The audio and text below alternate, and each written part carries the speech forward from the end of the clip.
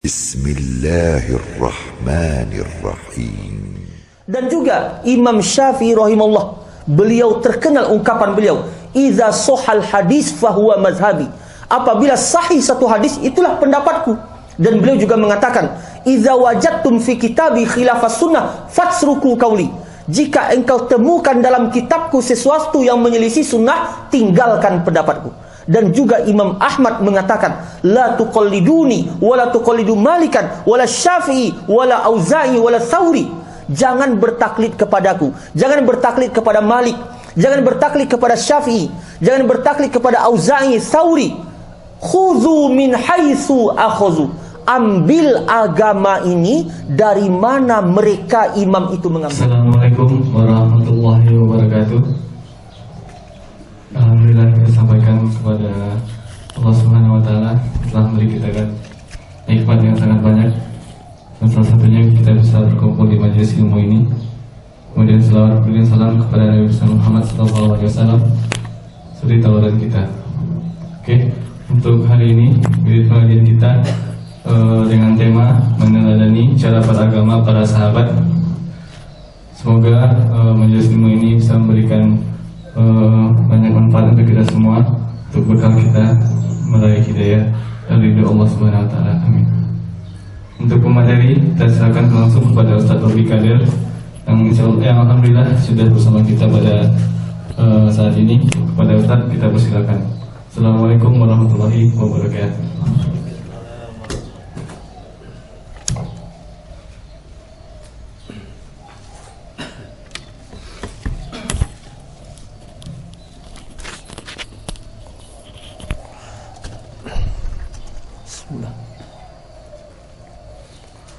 Assalamualaikum warahmatullahi wabarakatuh.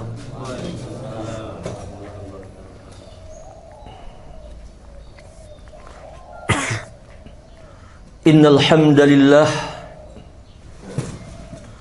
nahmaduhu wa nasta'inuhu wa nastaghfiruh wa na'udzu billahi min shururi anfusina wa min sayyiati a'malina. من يهده الله فلا مضل له ومن يضلل فلا هادي له. أشهد أن لا إله إلا الله وحده لا شريك له وأشهد أن محمدا عبده ورسوله. يا أيها الذين آمنوا اتقوا الله حق تقاته ولا تموتن إلا وأنتم مسلمون. يا أيها الناس اتقوا ربكم الذي خلقكم من نفس واحدة وخلق منها زوجها وبث منهما رجالا كثيرا ونساء واتقوا الله الذي تسألون به والأرحام إن الله كان عليكم رقيبا. يا أيها الذين آمنوا اتقوا الله وقولوا قولا سديدا يصلح لكم أعمالكم ويغفر لكم ذنوبكم ومن يطع الله ورسوله فقد فاز فوزا عظيما. أما بعد، فإن أصدق الحديث كتاب الله وأحسن الحدي حدي محمد صلى الله عليه وسلم وشر الأمور محدثاتها فإن كل محدثة بدعة وكل بدعة ضلالة وكل ضلالة في النار. Ma'asyiral muslimin, ikhwatal kiram, Bapak Ibu yang dirahmati dan dimuliakan oleh Allah Tabaraka wa Ta'ala. Segala puji bagi Allah Tabaraka wa Ta'ala yang telah kembali mempertemukan kita di dalam majlis yang mulia ini dengan taufik dan hidayah dari sisinya, dengan kemudahan dan pertolongan yang telah Dia berikan, sehingga kita bisa kembali berjumpa di majlis ilmu yang mulia ini. Semoga Allah Tabaraka wa Ta'ala memberikan kepada kita ilmu yang bermanfaat, yang bisa menjelaskan kepada kita jalan-jalan hidayah, yang bisa meningkatkan keimanan dan amal soleh kita. Kemudian salawat dan salam semoga senantiasa dilimpahkan selalu untuk Nabi kita yang mulia Muhammad sallallahu alaihi wasallam. Allahumma salli wa sallim ala nabina Muhammad wa ala alihi wa ashabihi wa ala man saru ala nahjihi wa tamassaka bi sunnatihi ila yaumiddin. Ikhwatal kiram, Bapak Ibu yang dirahmati dan dimuliakan oleh Allah tabaraka wa taala. Pembahasan kita pada pagi hari ini sebagaimana yang telah diinformasikan, yakni meneladani cara beragamanya para sahabat radhiyallahu anhum ajma'in. Bapak Ibu yang dirahmati dan dimuliakan oleh Allah tabaraka wa taala, ketahuilah bahawa tema yang akan kita bahas ini adalah sebuah tema yang besar, sebuah pembahasan yang dengannya akan diketahui apakah seseorang berada di atas hidayah ataukah seseorang berada di atas kesesatan. Karena itu kita akan membahas tema ini beserta dalil-dalilnya agar menjadi jelas bagi kita semua bahawa tidak setiap orang yang mengklaim berada di atas kebenaran lalu dikatakan dia berada di atas kebenaran. Dan dengan kaedah yang akan kita pelajari nanti, kita akan bisa menimbang setiap orang bukan berdasarkan pengakuannya, tetapi berdasarkan ilmu di atas hakikat apa dia berada. Maka kita akan mengetahui apakah dia berada di atas jalan yang lurus ataukah dia berada di atas jalan kesesatan. Ma'asyiral muslimin yang dirahmati dan dimuliakan oleh Allah tabaraka wa taala, para sahabat radhiyallahu anhum ajma'in, mereka adalah manusia yang paling berilmu tentang agama Allah. Ini merupakan prinsip pertama yang wajib diyakini oleh setiap kaum muslimin, bahawa para sahabat Nabi sallallahu alaihi wasallam adalah manusia yang paling tahu dan yang paling berilmu tentang agama Allah tabaraka wa taala. Berkata Umar bin Abdul Aziz rahimahullahu taala, beliau salah seorang ulamanya dari kalangan tabi'in yang mengambil ilmu dari para sahabat Nabi sallallahu alaihi wasallam. Dinukil perkataan beliau oleh Imam Ibnu Abdul Bar, dinukil perkataan beliau oleh Imam Ibnu Rajab di dalam kitabnya Fadlul Ilmi Salaf ala Ilmi Khalaf. Apa perkataan Umar bin Abdul Aziz? Khudhu min ra'yi ma yuwafiqu man kana qablakum fa innahum kanu a'lamu minkum. Berkata Umar bin Abdul Aziz rahimahullahu ta'ala, ambillah pendapat yang sesuai dengan pendapat pendahulu kalian, orang-orang sebelum kalian, karena sesungguhnya orang-orang sebelum kalian adalah orang yang lebih berilmu daripada kalian. Yang dimaksud orang-orang sebelum kalian di sini adalah para sahabat Nabi sallallahu alaihi wasallam. Disebabkan Umar bin Abdul Aziz adalah generasi setelah para sahabat. Ambillah pendapat yang sesuai dengan pendapat orang-orang sebelum kalian, yakni para sahabat. Disebabkan mereka adalah orang yang lebih alim daripada kalian, daripada tabi'in.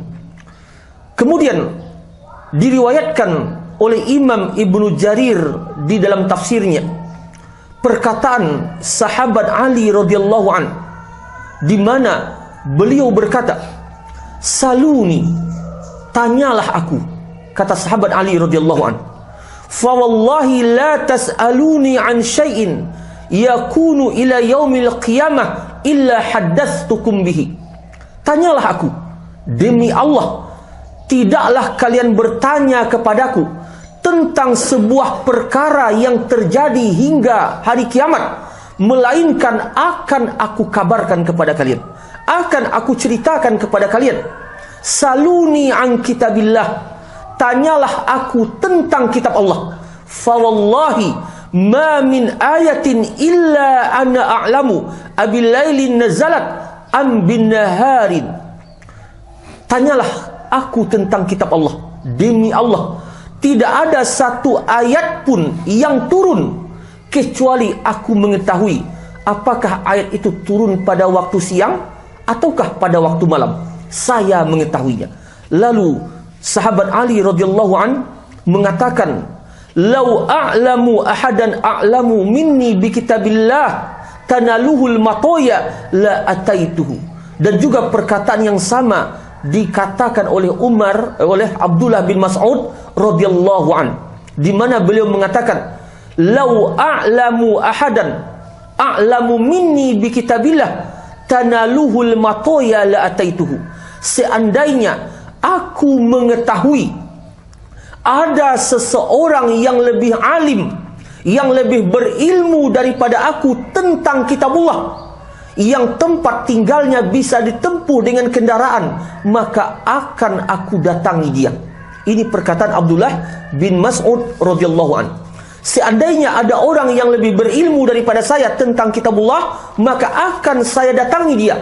Menunjukkan apa? Bahwa tidak ada yang lebih berilmu tentang kitab Allah, tentang tafsirnya, tentang maknanya selain dari para sahabat Nabi sallallahu alaihi wasallam.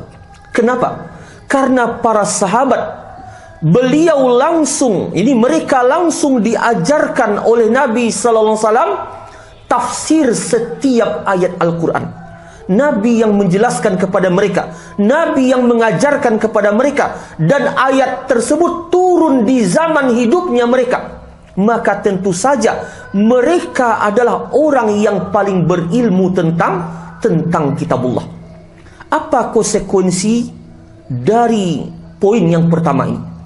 Konsekuensinya adalah jika ada penafsiran tentang satu ayat dari kitabullah yang menyelisihi penafsiran para sahabat, yang menyelisihi pemahaman para sahabat, maka itu adalah penafsiran yang batil, penafsiran yang keliru.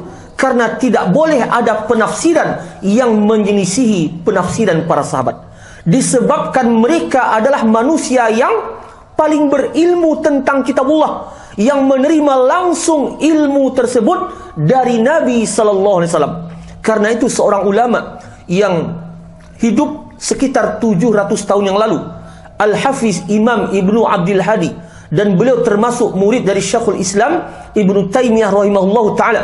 Beliau berkata di dalam kitabnya As-Sarimul Munki fi Raddi ala Subki, la yajuzu ihdatsu ta'wilun fi ayatin aw fi sunnatin lam yakun ala ahdi salaf. Tidak boleh mengada-adakan satu penafsiran terhadap satu ayat atau terhadap satu sunnah lam yakun ala ahdi salaf, yang tidak ada penafsiran itu di zamannya salaf. Yang dimaksud zaman salaf di sini adalah zamannya para sahabat. Tidak boleh mengada-adakan satu ayat, satu penafsiran terhadap sebuah ayat atau sebuah hadis yang tidak dikenal penafsiran itu di zaman para sahabat. Wala arafuhu wala bayyanuhu lil ummah, yang tidak mereka mengenalnya dan tidak mereka menjelaskannya kepada umat. Karena seandainya penafsiran itu ada di zaman sahabat, tentu telah mereka jelaskan kepada umat.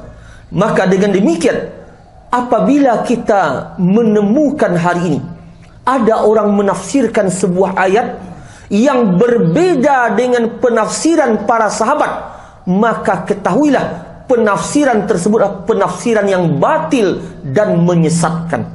Karena wajib setiap bentuk penafsiran mesti merujuk kepada penafsiran para sahabat. Kita sebutkan di antaranya, di antara orang-orang hari ini yang menafsirkan Al-Quran dengan akalnya, dengan hawa nafsunya, dan menyesatkan manusia dengan ilmunya, dan penafsiran yang dia sebutkan tidak dijumpai di zaman para sahabat. Di antaranya seseorang yang bernama Quraisy Shihab, dengan tafsirnya yang terkenal di Indonesia, tafsir Al-Misbah. Maka dia mengingkari kewajiban jilbab bagi wanita, dan dia menafsirkan bahwa jilbab tersebut terdapat khilaf para ulama tentang wajibnya. Padahal para ulama tidak pernah khilaf tentang wajibnya jilbab bagi wanita. Para ulama hanya khilaf tentang mana dia aurat wanita. Apakah muka dan kedua telapak tangan termasuk aurat atau tidak. Ini yang khilaf para ulama. Dan para ulama tidak pernah khilaf kalau rambut wanita adalah aurat. Namun dia berdusta dalam perkara ini, menyebutkan ulama khilaf dalam permasalahan aurat atau tidaknya rambut wanita. Maka dia telah melencengkan penafsiran tentang wajibnya berjilbab, di mana dia mengatakan bahwa apabila yang disebutkan dalam surat Al-Ahzab ayat 59 tersebut, ini agar mereka tidak diganggu. Berarti kalau tidak diganggu, menurut dia, maka jilbab tidak wajib. Berarti menurut dia apabila wanita itu tidak diganggu disebabkan dia membuka auratnya, maka menunjukkan jilbab tidak wajib. Maka ini penafsiran yang keliru. Dan banyak penafsiran-penafsiran yang lain yang terkait dengan ayat, yang terkait dengan hadis, yang tidak dikenal penafsiran itu di zaman para sahabat. Maka kita telah memiliki kaidah di dalam menimbangnya, bahwa apabila para sahabat tidak mengenal penafsiran yang seperti itu, maka ketahuilah itu penafsiran yang batil dan menyimpang. Ma'asyiral muslimin yang dirahmati dan dimuliakan oleh Allah Tabaraka wa ta'ala, kebenaran tidak pernah keluar dari perkataan para sahabat. Apabila ada para sahabat yang berselisih atas sebuah perkara menjadi dua pendapat, maka tidak boleh mengadakan pendapat yang ketiga. Karena mesti kebenaran ada dalam perkataan mereka. Ada kalanya pada yang pertama atau ada kalanya pada yang kedua. Karena itu prinsip Ahlus Sunnah adalah jika para sahabat berbeda pendapat dalam sebuah permasalahan menjadi dua atau menjadi tiga pendapat, maka tidak boleh menciptakan pendapat yang keempat. Disebabkan kebenaran tidak akan keluar dari apa yang mereka pahami. Kemudian, pemahaman para sahabat di dalam agama adalah hujjah. Dan para sahabat sendiri mengetahui hal tersebut, bahwa kesepakatan mereka, pemahaman mereka adalah hujjah di dalam agama. Sebagaimana riwayat yang dikeluarkan oleh Imam Ad-Darimi di dalam musnadnya.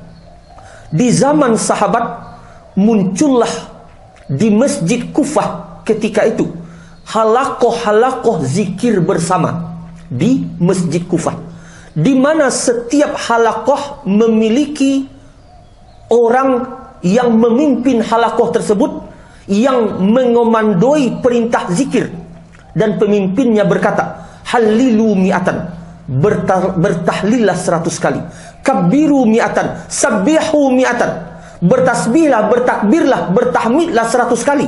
Maka mereka pun berzikir sesuai dengan yang diperintahkan. Dan orang-orang yang melakukan zikir di Masjid Kufah ini, zikir bersama ini, tidak ada seorang pun di antara mereka dari kalangan para sahabat. Seorang pun di antara mereka tidak ada dari kalangan para sahabat.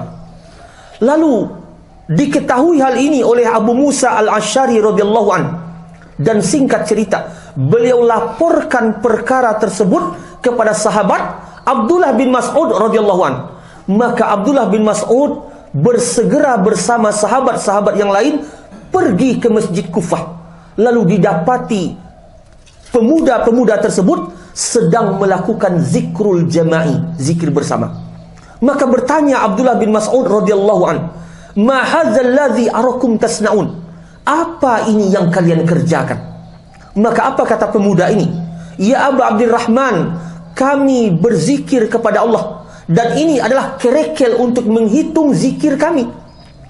Maka apa kata Abdullah bin Mas'ud radhiyallahu anhu? "Hitunglah kesalahan-kesalahan kalian. Saya jamin tidak ada satu kebaikan yang kalian lakukan yang disia-siakan oleh Allah." Dan beliau berkata dengan keras setelah itu, "Waihakum ya ummata Muhammad, celaka kalian wahai umat Muhammad, ma asra'a halakatikum, alangkah cepatnya kalian binasa." Ini belum lama ini Nabi meninggal, lalu kalian telah sesat. Ma asra'a halakatikum. Alangkah cepatnya kebinasaan kalian. Hadhihi sahabatu nabikum mutawafirun. Ini para sahabat Nabi kalian masih banyak yang hidup, yang bertebaran. Kenapa kalian tidak bertanya? Para sahabat masih banyak yang hidup. Wa hadhihi thiyabuhu lam tabla. Dan ini baju Nabi kalian belum lagi usang. Wa aniyatuhu lam taksar. Dan bejana tempat minumnya belum lagi pecah. A'innakum lahiya ala ahda min millati Muhammad au muftatihum babid dolalah. Kaliankah, ini ajaran kaliankah yang lebih berada di atas petunjuk, di atas kebenaran daripada ajaran Muhammad? Ataukah sebenarnya kalian adalah orang-orang yang membuka pintu kesesatan? Lalu orang ini berkilah, Ya Aba Abdurrahman, ma aradna illal khair. Kami tidak menginginkan kecuali kebaikan. Zikir bersama yang kami lakukan tujuannya baik, ya Aba Abdurrahman. Maka apa kata Abdullah bin Mas'ud radhiyallahu an? Kam min muridin lil khair la yusibahu. Betapa banyak orang yang menginginkan kebaikan tidak pernah sampai kepada kebaikan tersebut. Kenapa? Karena menyelisihi pemahaman para sahabat. Karena itu, orang-orang yang ikut dalam zikir bersama di Masjid Kufah itu dikatakan oleh perawi hadis ini bahwa merekalah yang telah memerangi para sahabat di dalam peperangan Nahrawan. Artinya mereka menjadi khawarij yang termasuk di antara firqah sesat di dalam Islam. Wal iyazubillah. Ma'asyiral muslimin yang dirahmati dan dimuliakan oleh Allah tabaraka wa taala. Dari riwayat yang kita sebutkan tadi, para ulama telah menyebutkan akar penyebab tersesatnya khawarij dari pemahaman yang benar. Penyebabnya adalah ketika khawarij mereka memahami Islam, memahami agama bukan dengan pemahaman para sahabat. Dan awal kesesatan mereka sebagaimana yang kita sebutkan tadi, mereka menciptakan satu metode ibadah baru, zikir bersama, yang mana para sahabat tidak pernah mengajarkan ataupun mengamalkan sebagaimana yang mereka amalkan. Mereka menginginkan kebaikan, namun mereka tidak pernah sampai kepada kebaikan tersebut. Disebabkan apa? Disebabkan menyelisihi manhaj, cara beragamanya para sahabat. Bahkan sampai pada tingkat yang luar biasa, mereka mengkafirkan para sahabat. Mereka kafirkan Muawiyah, mereka kafirkan Ali, dan sebagian besar para sahabat dikafirkan oleh anak-anak muda yang tidak mengenal sama sekali tentang Islam. Padahal para sahabat mereka adalah murid langsung yang dibina oleh Nabi sallallahu alaihi wasallam. Sementara khawarij ini tidak pernah bertemu dengan Nabi sallallahu alaihi wasallam, tidak pernah mengecap bagaimana ilmu Nabi SAW secara langsung, tetapi mereka lancang mengkafirkan murid Nabi SAW, yakni para sahabat. Disebabkan apa? Disebabkan mereka takjub dengan akalnya sendiri, kagum dengan pemikirannya sendiri, padahal pemikiran menyelisihi pemahaman para sahabat. Maka hari ini orang-orang yang mengikuti khawarij, yang boleh jadi namanya ISIS, namanya Al-Qaeda dan sebagainya, mereka kagum dengan akal mereka sendiri, takjub dengan pemikiran mereka sendiri, seolah-olah mereka menemukan kebenaran yang tidak ditemukan oleh para sahabat, seolah-olah mereka telah menemukan jalan menuju surga Allah yang tidak ditemukan oleh para sahabat, sehingga mereka pun menyimpang dari pemahaman para sahabat radhiyallahu anhum ajma'in. Ma'asyiral muslimin yang dirahmati dan dimuliakan oleh Allah tabaraka wa ta'ala.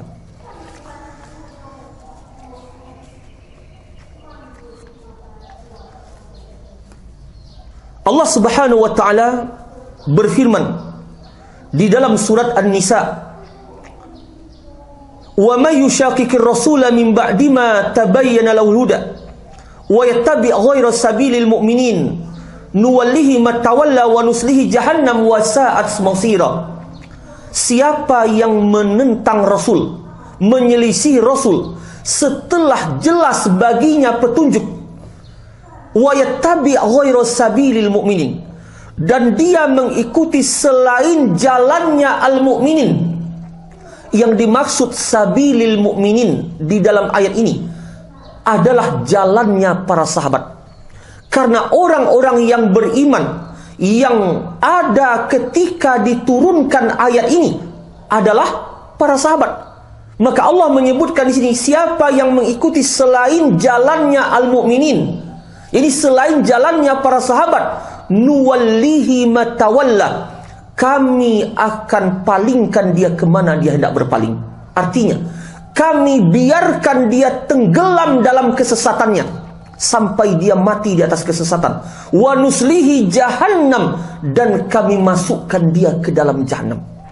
Dan ini menunjukkan, Bapak Ibu yang dirahmati dan dimuliakan oleh Allah Tabaraka wa Ta'ala, bahwa siapa yang menyelisihi jalannya para sahabat, menempuh cara beragama, cara mengamalkan dan memahami agama yang berbeda dengan pengamalan dan pemahaman para sahabat, maka yakinlah itu adalah kesesatan. Allah yang menetapkan hal ini. Allah yang menyebutkan hal ini dalam surah Nisa yang kita sebutkan tadi. Wa may yattabi' ghayra sabilil mu'minin, siapa yang mengikuti jalan selain jalannya al-mu'minin, para sahabat, nuwallihi ma tawalla. Ungkapan nuwallihi matawalla, kami palingkan dia kemana dia hendak berpaling, yakni kami biarkan dia leluasa dalam kesesatannya, kami biarkan dia tenggelam sedalam-dalamnya, tenggelam dalam kesesatannya. Artinya apa? Allah menahan hidayah dari orang yang menyelisihi para sahabat. Karena itu dalam ayat yang lain, dalam surah Al-Baqarah, Allah Subhanahu wa Ta'ala mensyaratkan hidayah dengan pemahaman para sahabat. Allah Ta'ala berfirman, fa in amanu bimithli ma amantum bihi faqad tadaw.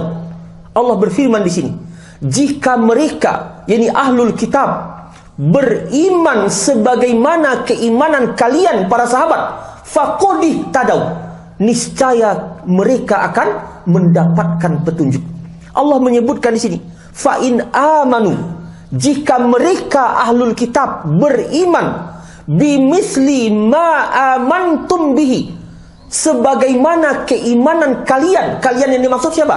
Para sahabat. Karena ayat ini turun atas mereka. Jika ahlul kitab beriman sebagaimana keimanan kalian para sahabat, faqad tadaw, maka mereka akan mendapatkan petunjuk. Artinya apa? Setiap yang tidak mengimani sebagaimana yang diimani oleh para sahabat, setiap yang tidak memahami sebagaimana pemahaman para sahabat, maka petunjuk tidak akan diberikan kepadanya.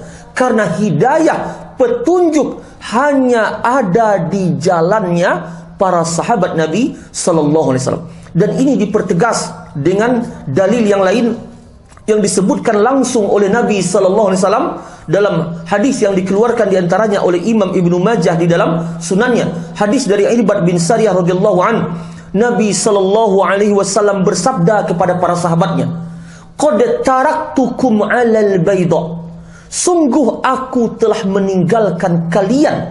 Kalian itu siapa? Para sahabat. Sungguh aku telah meninggalkan kalian di atas ajaran yang putih bersih, yang terang benderang, lailuha kanahariha, malamnya laksana siangnya, la yazighu anha ba'di illa halik, tidak ada yang menyimpang dari ajaran yang putih bersih yang terang benderang ini kecuali orang yang pasti dia akan binasa.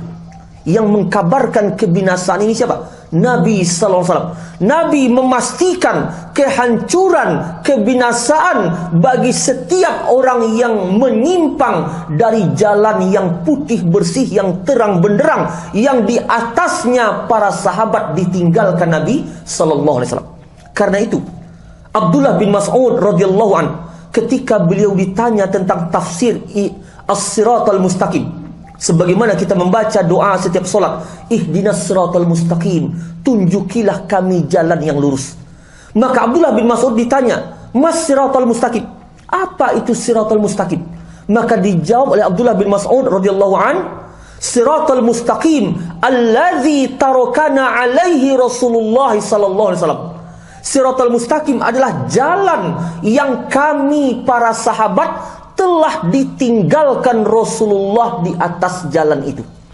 Maka dari persaksian Nabi, dari persaksian para sahabat, jelas bahwa siratal mustaqim, jalan yang lurus yang mengantarkan ke surga Allah, yang selayaknya kita berusaha menggapainya, yang senantiasa kita minta di dalam solat kita, itulah dia jalannya para sahabat Nabi sallallahu alaihi wasallam. Menunjukkan apa? Selain jalannya para sahabat, bukanlah jalan yang lurus. Karena jalan itu hanya ada dua, jalan yang lurus atau jalan yang bengkok. Kalau jalan yang lurus, itulah jalannya Nabi SAW dan para sahabat. Dan juga Allah Tabaraka wa Ta'ala berfirman dalam surat Luqman, wattabi' sabila man anaba ilai, ikutilah jalan orang yang kembali kepadaku. Jalan orang yang kembali kepadaku. Maka ditafsirkan oleh Imam Al-Baghawi dalam tafsirnya, yang dimaksud jalan orang yang kembali kepadaku adalah jalan Muhammad SAW wa ashabuhu, jalan Nabi Muhammad dan para sahabatnya. Ini yang diperintah kita untuk mengikutinya. Maka dengan demikian, kaum muslimin, Bapak Ibu yang dirahmati dan dimuliakan oleh Allah Tabaraka wa Ta'ala, kita mengetahui bahwa kebenaran ada bersama para sahabat, bahwa keselamatan ada di jalan mereka, dan Allah tidak meredoi selain dari jalan dan pemahaman mereka. Allah Subhanahu wa Ta'ala berfirman dalam surat At-Taubah, was-sabiqunal awwalun minal muhajirin wal ansar walladzina tabauhum bi ihsan radhiyallahu anhum. Orang yang terdahulu dalam keimanan, siapa mereka? Dari kalangan muhajirin dan ansar, itulah para sahabat. Walladzina tabauhum, dan yang mengikuti mereka, radhiyallahu anhum, Allah ridho kepada mereka.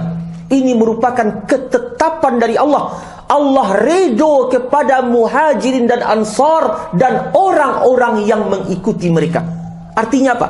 Kalau kita ingin mendapatkan keridhaan Allah, maka dengan cara mengikuti jalannya para sahabat. Dan Allah tidak ridho dengan jalan-jalan yang lain. Sebagaimana Allah tidak ridho dengan agama yang lain selain Islam, maka begitu pula Allah tidak ridho dengan pemahaman yang lain selain dari pemahaman para sahabat. Ridho tidak Allah dengan Kristen? Tidak. Ridhokah Allah dengan agama Hindu, dengan agama Buddha? Tidak. Inna dina indallahi Islam. Agama yang diridhoi hanyalah Islam. Maka begitu juga Allah tidak ridho dengan pemahaman Khawarij, meskipun mereka mengaku Islam. Allah tidak ridho dengan pemahaman Mu'tazilah. Allah tidak ridho dengan pemahaman Sufiyah, kelompok tasawuf, karena para sahabat tidak ada seorang pun yang menjadi sufi. Allah tidak ridho dengan pemahaman Asy'ariyah. Allah ridho dengan pemahaman para sahabat Nabi sallallahu alaihi wasallam. Maka orang yang mengikuti Asy'ariyah, Qadariyah, Mu'tazilah, mengikuti Sufiyah, maka dia tidak akan sampai kepada keridhaan Allah. Niat baik saja tidak cukup. Karena ketika seseorang menyelisih pemahaman para sahabat, maka dia tidak akan sampai kepada keridhaan Allah. Karena Allah telah menetapkan keridhaannya kepada para sahabat, sebagaimana juga Nabi SAW menjelaskannya.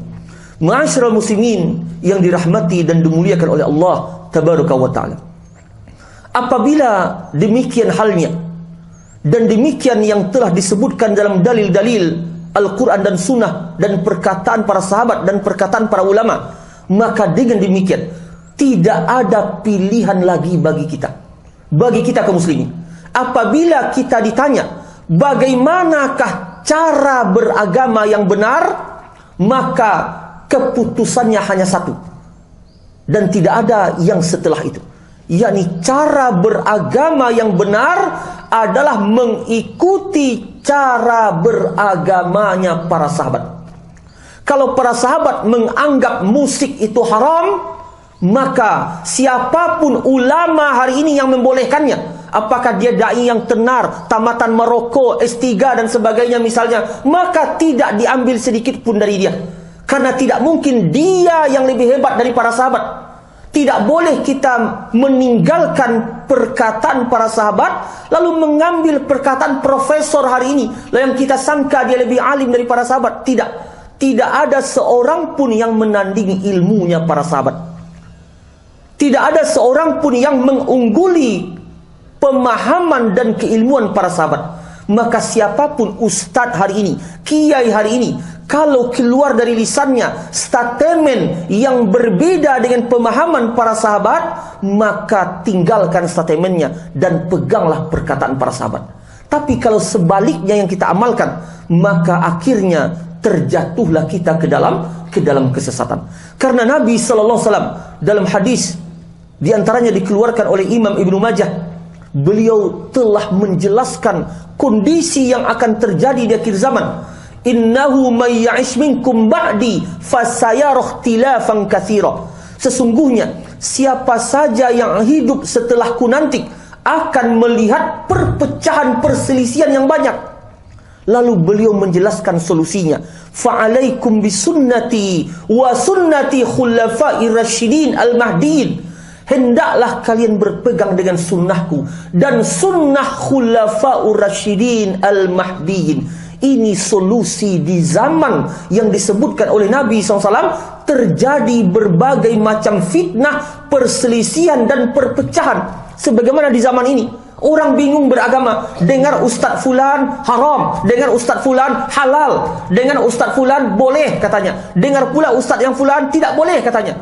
Manusia menjadi bingung beragama. Padahal kalau dia mengetahui kaedahnya, dia tidak akan bingung. Dia akan bisa bertanya, bagaimana pemahaman para sahabat dalam perkara ini.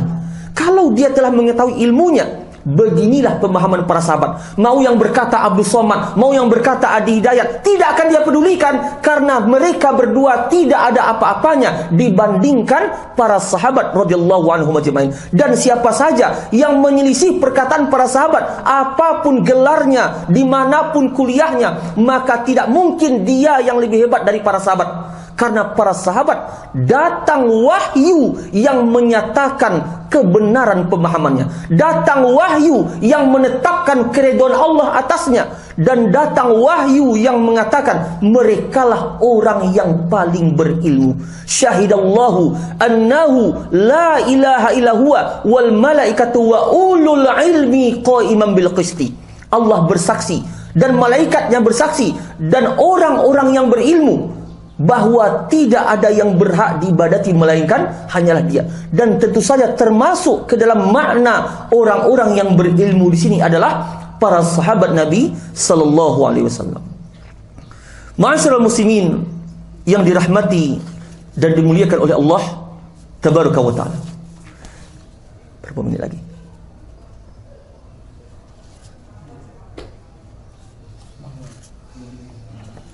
Hmm? 10 menit lagi. Ma'asyiral muslimin yang dirahmati dan dimuliakan oleh Allah tabaraka wa taala. Kita masuk dalam pembahasan yang masih terkait dengan konsep yang kita sebutkan.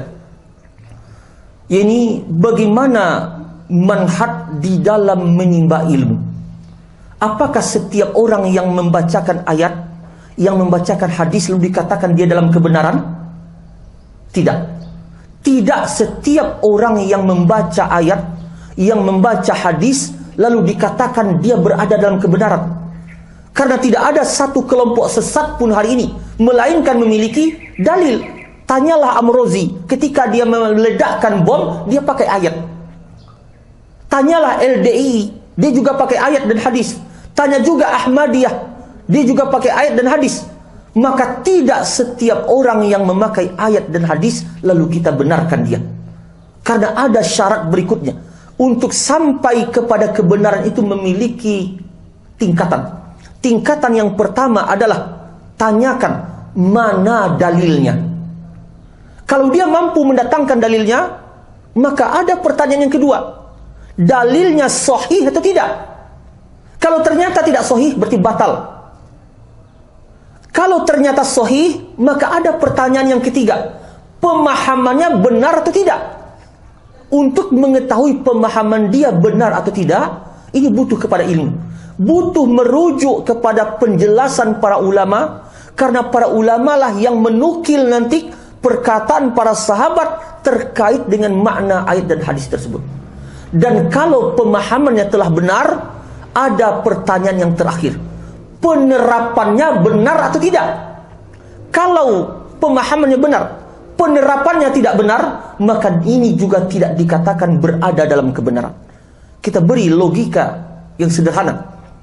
Misalnya di dalam Islam kita mengetahui bahwa orang yang mencuri hukumnya potong tangan. Sebagaimana ayat dalam Al-Quran menyebutkan, wasariqu wasariqatu faqta'u aydiyahuma. Pencuri laki-laki dan perempuan, potonglah tangan keduanya. Lalu apakah dibenarkan? Misalnya satu komunitas masyarakat membuat kesepakatan, kalau ada orang maling di kampung kita, tangkap, potong tangannya. Kenapa dipotong? Nah, ini dalilnya, ayatnya. Apakah dibenarkan? Tidak dibenarkan. Karena ayat, meskipun dia ayat, butuh kepada pemahaman. Yang dipotong dari tangan itu apa? Kemudian syarat mencuri yang telah dipotong tangan itu nisabnya berapa? Apakah orang yang mencuri 100.000 dipotong tangannya? Tidak. Nisab, batas nisab seseorang itu bisa dikatakan mencuri lalu dihukumi dipotong tangannya kalau dia mencuri mencapai batas rubu' dinar, 1/4 dinar. Kalau ukuran kita mungkin hari ini 1/4 dinar itu minimal 600 ribuan.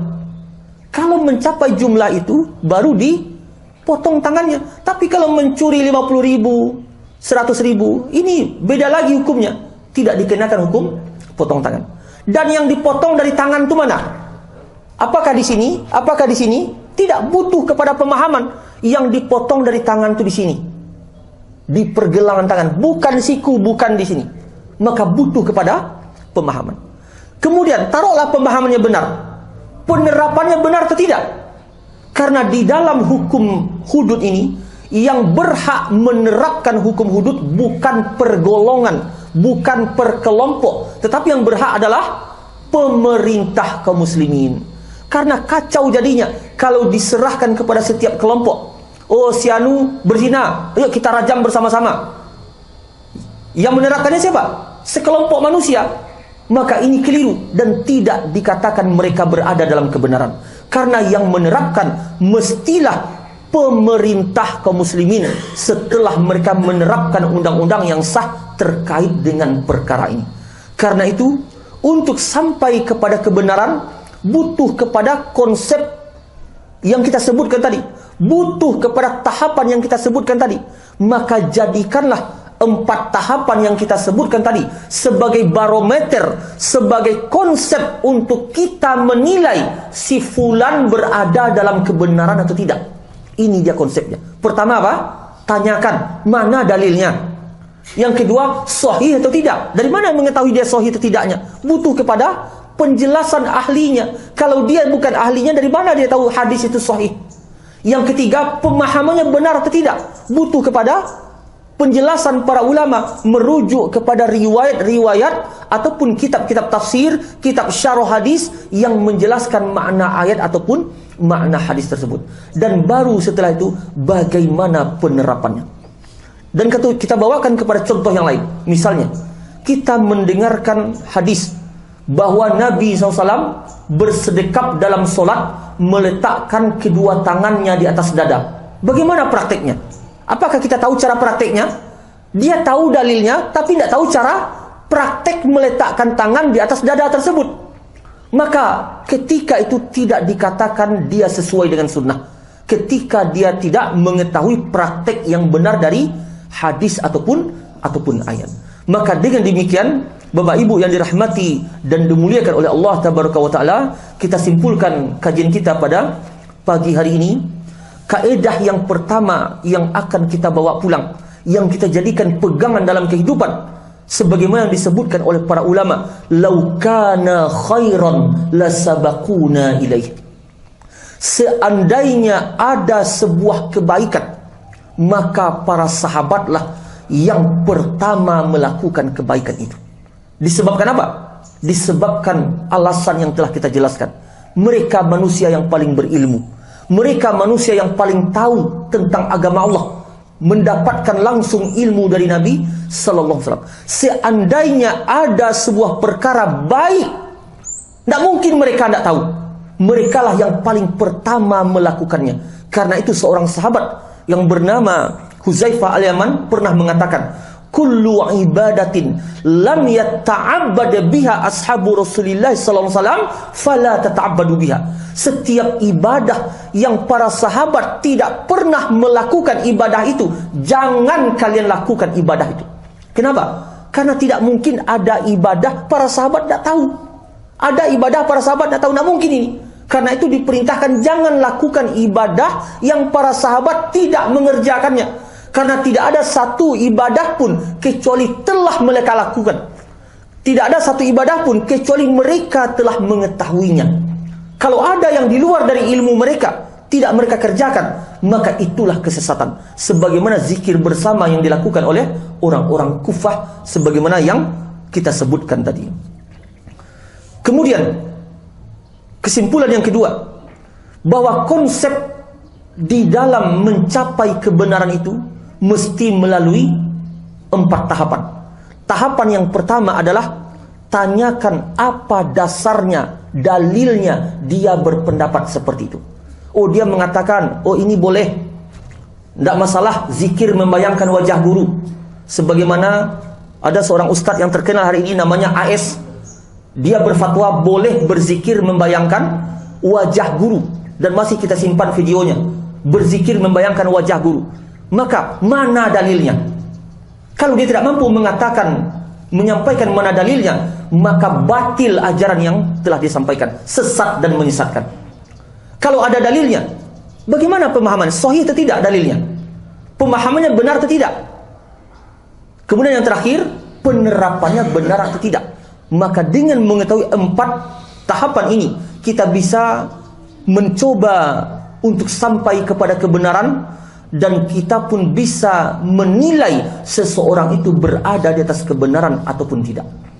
Baik Bapak Ibu yang dirahmati dan dimuliakan oleh Allah Tabaraka wa Ta'ala, inilah yang bisa kita sampaikan pada pagi hari ini.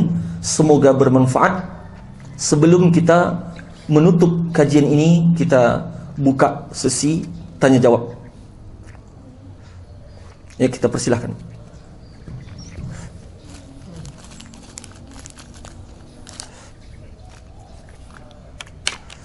Bismillah. Ustaz, saya Ustaz. Ya, silakan. Waalaikumsalam warahmatullahi wabarakatuh. Menurut Pak Ustaz, Rabana termasuk alat musik? Iya, Rabana. Termasuk alat musik? Rabana, iya. Jadi tadi Pak Ustaz sampaikan kalau musik itu haram. Iya. Nah, bagaimana dengan peraturan Rabana? Iya. Ada rukhsah. Jadi ada yang mutlak, ungkapan mutlak ma'azif musik haram. Namun ada dalil yang mentakyid dengan syarat. Tetapi dengan syarat, boleh seseorang di dalam pesta walimah, pesta pernikahan, memakai rebana, tapi rebana dengan syarat tidak ada giring-giringnya. Ini keringanan dalam agama. Dan yang menyanyikannya adalah wanita di tempat mempelai wanita, dan yang menyaksikan semuanya hanyalah wanita. Kalau bisa dipenuhi syarat seperti itu, maka silakan. Dan syairnya syair yang tidak bertentangan dengan syariat. Namun kalau dibawakan rebanai dalam konteks yang lain, dalam aplikasi yang lain, maka tidak dibenarkan. Karena yang dibenarkan hanya dalam bentuk sebagaimana yang disebutkan tadi. Berarti sesuatu yang umum lalu ditemukan dalil yang mengkhususkannya, maka cukup pada sisi yang mengkhususkan saja, tidak boleh dikembangkan kepada arah-arah yang lain itu. Wallahu a'lam. Jadi gini ya Pak Ustaz. Iya. Kan kadang-kadang kan banyak itu di Di HP juga ada nih. Iya. Kalau kan salawat Nabi itu, menurut Pak Ustadz gimana? Iya. Yang masalahnya selawat nabinya atau dendangnya, dia harus dibedakan. Jika dendangannya. Ya, yang dendangnya salah. Yang dendangnya salah. Karena untuk berselawat kepada Nabi SAW, maka tidak perlu dengan musik-musik dendang. Ayat perintah selawat itu kepada siapa turun? Kepada Rasul. Dan yang diperintah siapa? Para sahabat. Innallaha wa malaikatahu yusalluna 'alan nabi. Sesungguhnya Allah dan malaikatnya berselawat kepada Nabi. Lalu Allah perintahkan, ya ayyuhalladzina amanu sallu 'alaihi wa sallimu taslima. Wahai orang-orang yang beriman, berselawatlah kepada Nabi dengan salawat yang sempurna. Siapa yang dimaksud yang diperintah di sini? Para sahabat. Apakah para sahabat ketika turun ayat ini langsung dia menciptakan salawat sendiri? Tidak. Mereka bertanya kepada Nabi SAW, ya Rasul, bagaimana cara kami berselawat kepada engkau? Maka disitulah keluar riwayat-riwayat yang menjelaskan bacaan salawat yang diajarkan oleh Nabi Sallallahu Alaihi Wasallam. Di antaranya salawat yang kita baca waktu tasyahud. Allahumma sholli ala Muhammad wa ala ali Muhammad kama shollaita ala Ibrahim wa ala ali Ibrahim innaka Hamidum Majid. Dan tidak mereka bersalawat menciptakan alat-alat musik atau diiringi dengan dendang-dendang dan sebagainya. Maka selawatnya benar, tetapi kaifiyah beramalnya, prakteknya yang salah. Sebagaimana kaidah yang kita sebutkan tadi. Selawat benar, memiliki dalil, ya. Prakteknya benar atau tidak? Apakah ada para sahabat mempraktikkan selawat dengan mendendang-dendangkan rebana? Tidak ada, tidak akan kita jumpakan. Karena itu, ketika prakteknya salah, maka dikatakan dia salah. Sebagaimana zikir ada dalilnya. Ketika sekelompok pemuda di masjid Kufah tadi melakukan zikir, membaca apa? Membaca yang disyariatkan. Subhanallah, alhamdulillah, Allahu Akbar, la ilaha illallah. Benar, ada dalilnya. Caranya salah. Apa salahnya? Mereka melakukan zikir itu dengan cara serentak bersama-sama, dipimpin oleh orang yang mengomandoinya. Di sini letak salahnya. Bukan lafaz zikirnya yang salah, tetapi aplikasinya, penerapannya yang salah. Karena itu konsep yang kita sebutkan tadi sangat penting. Mana dalilnya, sahih atau tidak, pemahamannya benar atau tidak, penerapannya benar atau tidak. Rata-rata di penerapan ini yang salah kalau dia terkait dengan ibadah. Wallahu a'lam.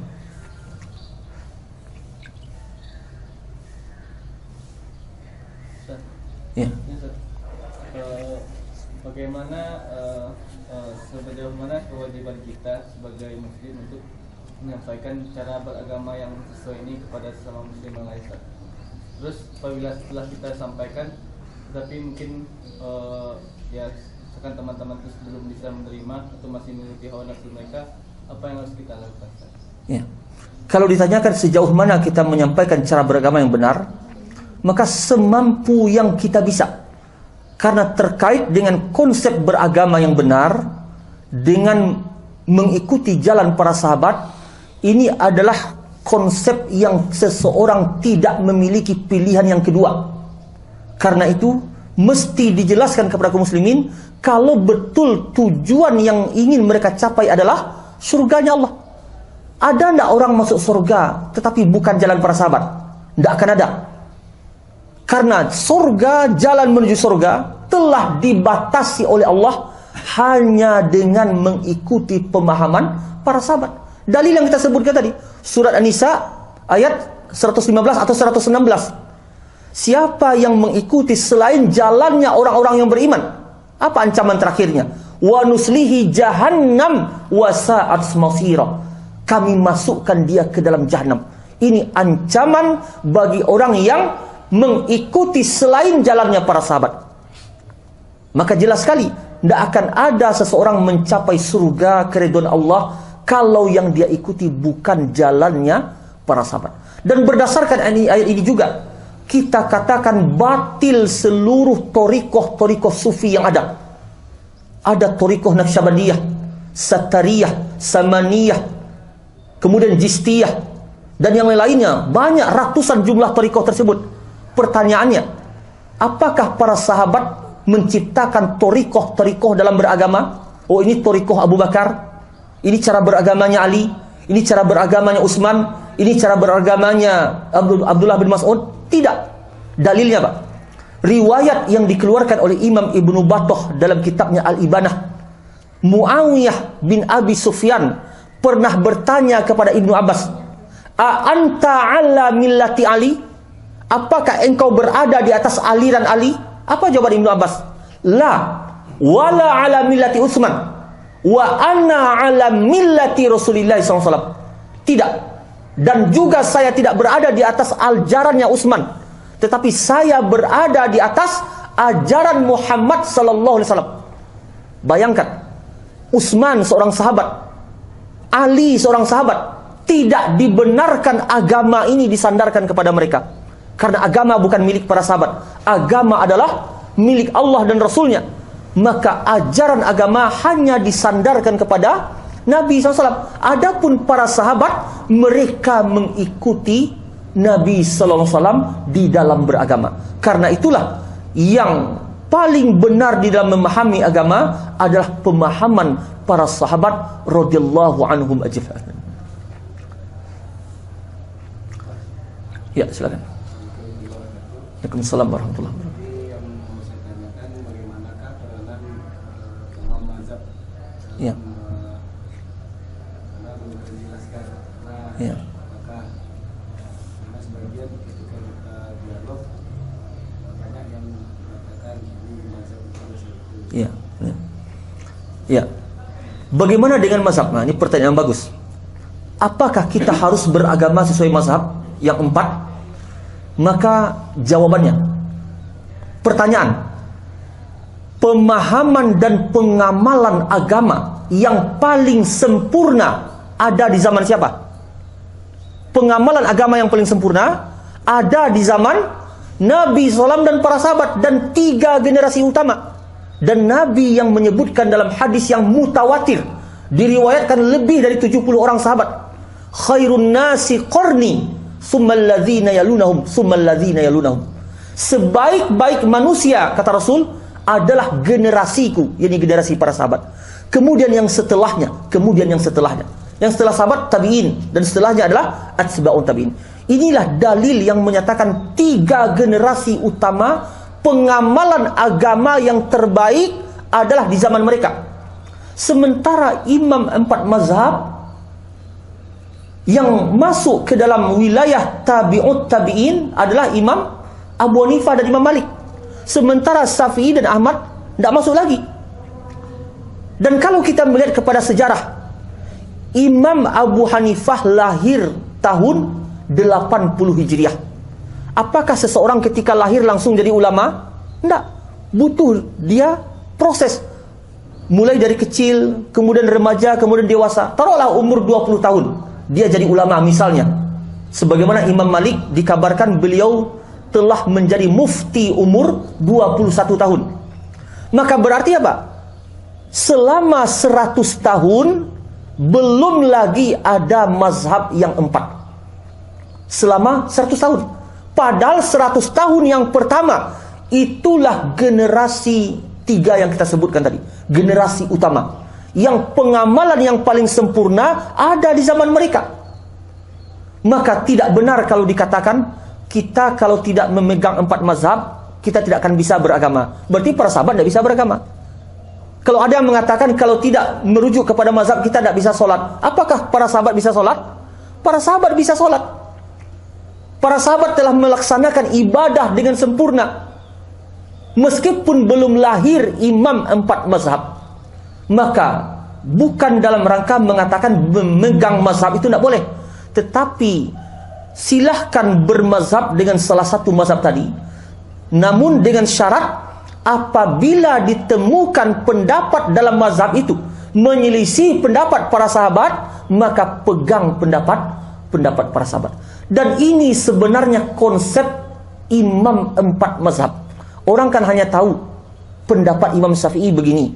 Tapi tahukah dia prinsip Imam Syafi'i? Tahukah dia prinsip Abu Hanifah?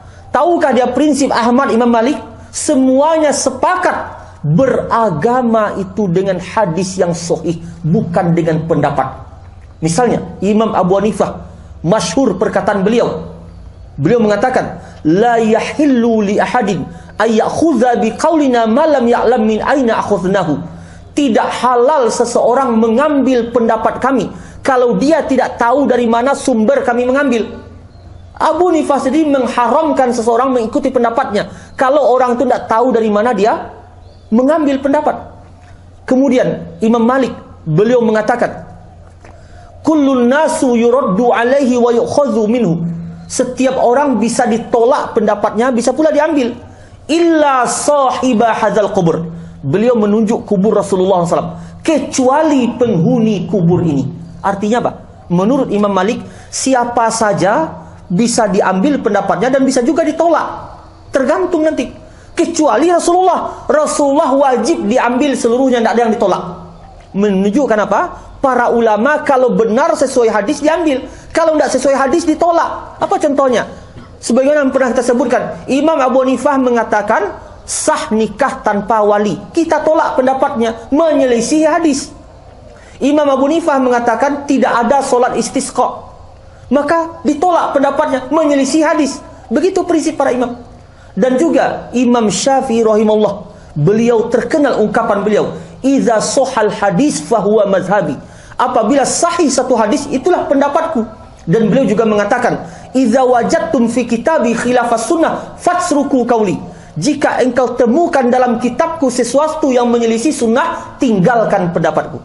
Dan juga Imam Ahmad mengatakan, la tuqalliduni wala tuqallidu Malikan wala Syafi'i wala Auza'i wala Tsauri. Jangan bertaklid kepadaku, jangan bertaklid kepada Malik, jangan bertaklid kepada Syafi'i, jangan bertaklid kepada Auza'i, Tsauri. Khudhu min haitsu akhadhu. Ambil agama ini dari mana mereka imam itu mengambil.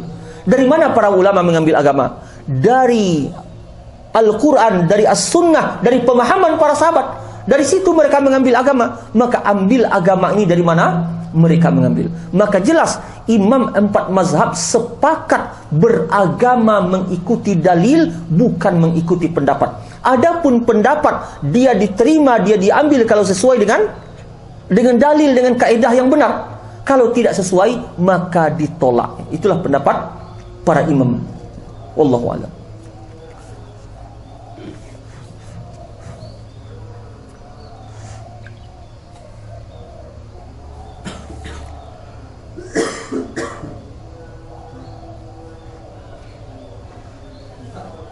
Ya, silakan.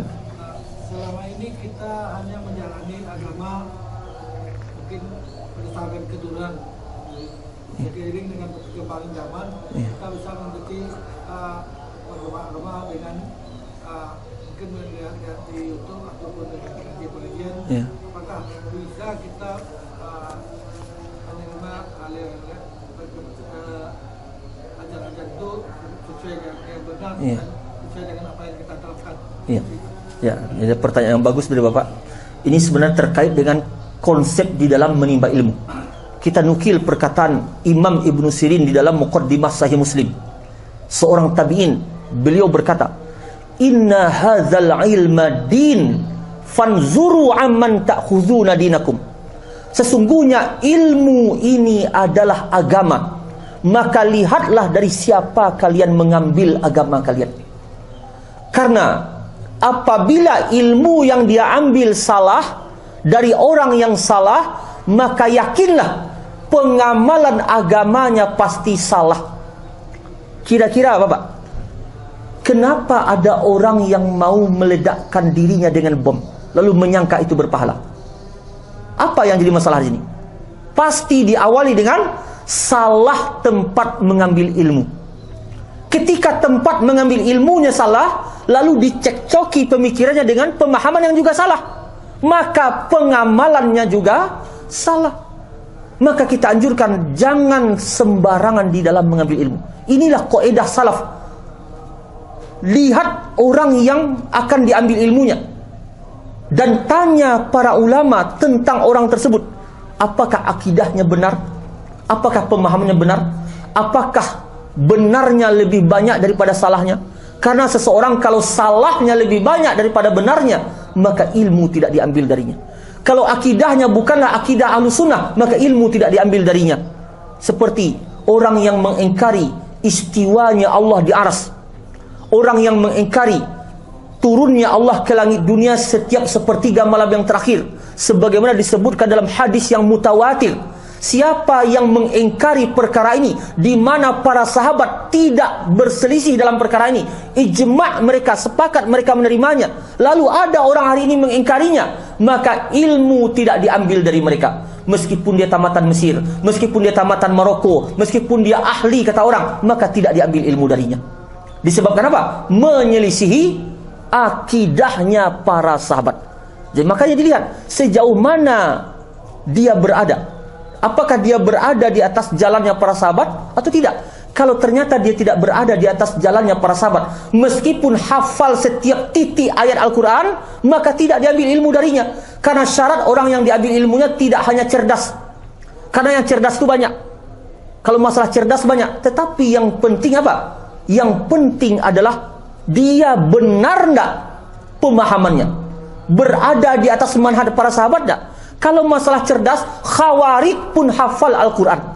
Khawarij pun hafal Al-Quran, tetapi tidak diambil ilmu dari mereka. Bahkan Rasul bersabda tentang mereka, Al-Khawariju kilabun nar. Khawarij adalah anjing-anjing neraka. Sangat keras perkataan Nabi SAW terkait dengan Khawarij. Padahal mereka ahli ibadah, padahal mereka hafal Al-Quran, maka ilmu tidak diambil dari mereka, disebabkan menyelisihi pemahaman para sahabat. Ya. Jadi pemahaman yang benar mengenai Allah di atas aras itu bagaimana? Dan Allah turun di dunia. Ya. Ulama Ahlus Sunnah berkait dengan asma dan sifat Allah, mereka memiliki prinsip. Apa prinsip mereka? Mengimani asma dan sifat tersebut sebagaimana datangnya, tanpa menolak, tanpa mentakwil, tanpa menyerupakan dengan makhluk, dan tanpa mempertanyakan hakikatnya. Misalnya Allah Ta'ala berfirman, Ar-Rahmanu 'alal 'arsy istawa. Allah bersemayam, beristiwa di atas ars. Allah yang mengkabarkan tentang zatnya istiwa di atas aras. Maka apa prinsip Ahlussunnah? Ya kita yakini Allah beristiwa di atas aras. Ya titik, tak imani. Adapun pertanyaan bagaimana cara istiwanya, maka ini bukan wilayah kita. Apakah sama dengan makhluk? Ini bukan wilayah kita. Karena memahami sifat Allah bukan dengan pembayangan. Karena itu kadangkala seseorang terjebak di dalam mengingkari sifat Allah disebabkan apa? Dia membayangkan. Dia bayangkan Allah itu duduk di atas langit seperti raja di atas singgasana. Oh, kalau seperti itu sama dengan makhluk. Berarti dia ingkari istiwa tadi. Padahal bukan ayatnya yang salah. Yang salah itu akalnya dan pembayangannya. Adapun kita tidak membayangkan dan tidak menyerupakan Allah dengan makhluk, namun kita imani Allah istiwa di atas aras. Sebagaimana misalnya seseorang yang menolak istiwa ini, kalau kita tanya dia, menurut Rasulullah SAW Allah itu di mana? Kalau dia menjawab menurut ulama, kami tidak tanya menurut ulama. Menurut Rasulullah SAW Allah itu di mana? Itu yang kita tanya. Kan banyak orang hari ini berkilah menentang akidah ini. Dia menjawab dengan, oh ini khilafiyah, pendapat ulama ini begini, pendapat ulama ini begini. Kita tidak tanya tentang pendapat ulama, kita tanya pendapat Rasulullah gimana. Kalau telah jelas pendapat Rasulullah, maka tertolaklah seluruh pendapat ulama. Tidak perlu lagi, karena telah jelas pendapat Rasulullah. Pendapat Nabi SAW jelas dalam hadis yang dikeluarkan oleh Imam Muslim dalam sahihnya, dan juga oleh Imam Abi Daud dan yang lainnya banyak, di mana Nabi bertanya kepada seorang budak wanita. Apa pertanyaan Rasulullah? Aina Allah? Di mana Allah? Itu pertanyaan Rasulullah. Dan ini pertanyaan ini diingkari oleh Quraisy Syihab di dalam tafsir Al-Misbah. Hadis ini dia ingkari. Tapi Rasul menanyakan itu. Dan hadis ini sepakat ulama kesohihannya. Tidak ada satu kelompok sesat pun yang sanggup membantah kesohihan hadis ini. Di mana Allah? Ditanya oleh Rasulullah. Maka budak wanita ini menjawab, fis sama, di atas langit. Lalu Rasul bertanya lagi, man ana? Siapa saya? Anta Rasulullah. Engkau adalah Rasulullah. Lalu apa kata Rasul kepada tuannya? seorang sahabat yang bernama Muawiyah bin Hakam As-Sulami, "I'tiqha fa innaha mu'minah." Bebaskan dia, merdekakan budak ini, karena dia adalah wanita yang beriman. Dari mana Rasul menghukumi dia wanita beriman? Karena dia memiliki akidah sebagaimana akidahnya Rasulullah. Allah di atas langit, di atas arasnya, dan Rasul adalah utusan Allah. Dia memiliki akidah yang benar. Seandainya yang disebut oleh wanita ini adalah batil, mungkinkah Rasul akan diam? Tidak. Atau mungkinkah Rasul akan menyetujuinya? Tidak mungkin. Bahkan Rasul menyetujui apa yang disebutkan oleh budak ini. Menunjukkan apa?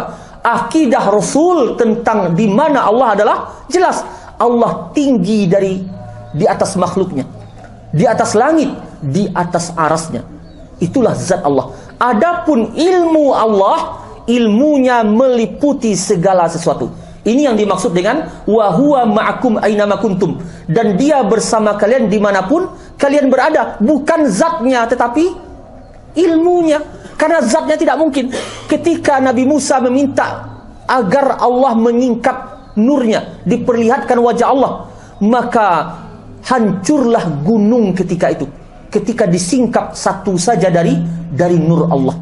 Maka bagaimana mungkin Allah dikatakan zatnya ada di mana-mana? Tidak mungkin. Tetapi yang ada adalah ilmu Allah meliputi segala sesuatu. Sementara zatnya tinggi terpisah dari makhluknya, berada di atas langitnya, di atas arasy-Nya. Wallahu a'lam.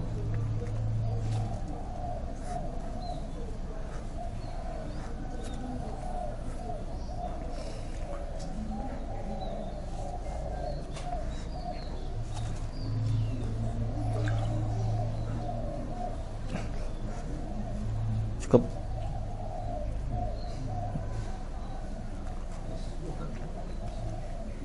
Cukup. Ya. Baik, kita cukupkan pembahasan kita pada pagi hari ini. Semoga bermanfaat. Wassallallahu ala nabiyyina Muhammad wa ala alihi washabbihi wasallam. Subhanakallahumma bihamdika asyhadu an la ilaha illa anta astaghfiruka wa atubu ilaik. Assalamualaikum warahmatullahi wabarakatuh.